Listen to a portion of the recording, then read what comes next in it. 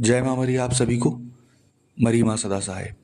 आज मैं आपको इस वीडियो में बताने वाला हूँ बाबा काल भैरव को शराब का भोग या अन्य मादक पदार्थों का भोग क्यों लगता है, और अगर आपके गुरु नहीं हैं तो अन्य मादक पदार्थ जैसे शराब, बीड़ी, सिगरेट या तामसिक चीज़ों का भोग कैसे दें और कैसे नहीं दें।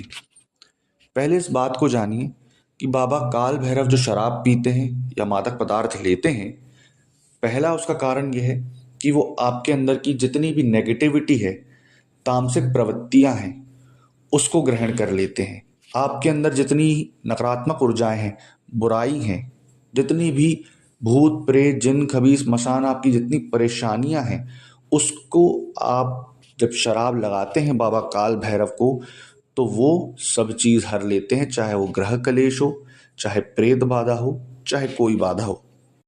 इस कारण से बाबा काल भैरव को शराब का भोग लगाया जाता है। आपने देखा होगा कि हनुमान जी और नारद मुनि ने भी बाबा काल भैरव को मादक पदार्थों का भोग लगाना चाहा था, परंतु वो नहीं लगा पाए थे, तो उन्होंने जल को ही भोग के तौर पर अर्पित किया था कुछ मंत्र उच्चारणों से।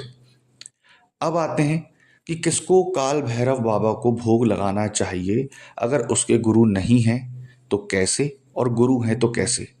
अगर आपके गुरु हैं तो आप प्रतिदिन भोग लगा सकते हैं, फिर चाहे वो प्राण प्रतिष्ठित मंदिर हो अथवा शमशान हो। परंतु अगर आपके गुरु नहीं हैं तो आप एक प्राण प्रतिष्ठित मंदिर जाइए, अमावस्या, पूर्णिमा, शनिवार, मंगलवार, बुधवार, किसी भी एक दिन को चूज करके चढ़ाइए, परंतु शमशान नहीं जाइए। इसका कारण मैं आपको बता रहा हूं कि बाबा काल भैरव को जब भी हम शराब लगाते हैं, खासकर शमशान में, क्योंकि ये शमशान के राजा कहलाते हैं, तो उनके नीचे की इतनी एंटिटी हैं, इतनी सारी मशान, जिन, खबीस, प्रेत, परम, बैताल, भूत, चुड़ैल, चंडाल, है ना, ये आपसे अट्रैक्ट होकर रिटर्न आ सकती है। मैंने एक यूट्यूब पर शॉर्ट देखा था, उस पर यह बोला गया कि काल भैरव को मनाना बहुत आसान है, अपने साथ लाना बहुत आसान है। आप उसको शमशान में जाके शराब रखो, वो पीछे पीछे आपके आ जाएंगे। वो तेरे बाप का नौकर है क्या, है ना, वो सबको नौकर बनाने वाला भगवान है। ठीक, पहली चीज। तो जब आप शमशान में रखकर आएंगे ना, तो इन बेवकूफों की बात मत मानना। अगर आपके गुरु नहीं है तो वो जो एंटिटी है, एक प्रेत, एक बरम, एक भूत, एक पिशाच, ये आपके पीछे पीछे आ सकता है और आपको नुकसान पहुंचा सकता है अगर आपके गुरु नहीं हैं तो। अगर आपके गुरु हैं, बंधन डला हुआ है, सारी चीजें हैं, तो आपको कोई भी एंटिटी नुकसान नहीं करेगी।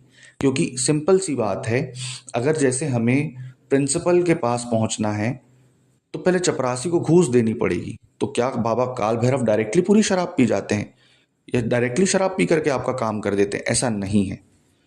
उनके नीचे की एंटिटी, उनके नीचे के जो गण हैं इतने सारे शमशान के, वो थोड़ी थोड़ी आपस में बांट लेते हैं और बांटने के बाद आपका काम कर देते हैं। क्योंकि बाबा काल भैरव उस समय उनको आदेश देते हैं कि इस व्यक्ति का काम करो जा करके, इसने मेरे नाम से शराब चढ़ाई है तो ले, तू थोड़ी सी पी और जाकर काम करके आ इस व्यक्ति का। क्योंकि उनको इतना समय नहीं है कि वो किसी का भी काम करें। ठीक। दूसरी बात, अगर आपके गुरु नहीं हैं तो प्राण प्रतिष्ठित मंदिर जाइए, कोई भी एक दिन सेलेक्ट कर लीजिए, चाहे वो शनिवार हो, बुधवार हो, मंगल हो, अमावस्या हो या पूर्णिमा हो।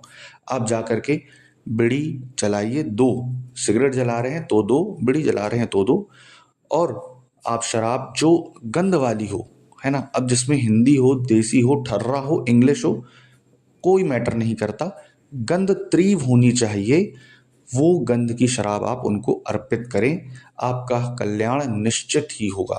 तो ये जो मेरा वीडियो बनाने का पर्पस था कि बाबा काल भैरव को शराब क्यों चढ़ती है, कैसे चढ़ाएं, गुरु वाले कैसे चढ़ाएं, बिना गुरु वाले कैसे चढ़ाएं।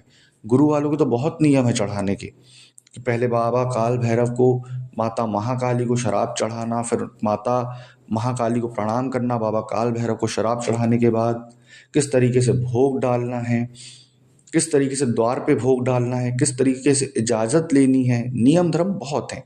परंतु अगर आपके गुरु नहीं है तो सरल विधि यही है कि महीने में कोई भी एक दिन चूज़ करिए, हफ्ते में कोई भी एक दिन चूज़ करिए और अपनी सारी नकारात्मकता, ऊर्जा, सारी ग्रह कलेश, सारी बाधा सिर्फ़ और सिर्फ़ आप शराब और बीड़ी या सिगरेट लेकर के जाइए बाबा काल भैरव के प्राण प्रतिष्ठित मंदिर पर, शमशान पर नहीं। उनको जाकर के अर्पित करिए शनिवार, अमावस्या, पूर्णिमा, बुध या मंगल। आपका कल्याण निश्चित ही होगा। आशा करूँगा आपको जानकारी पसंद आई होगी। जय माता मणि।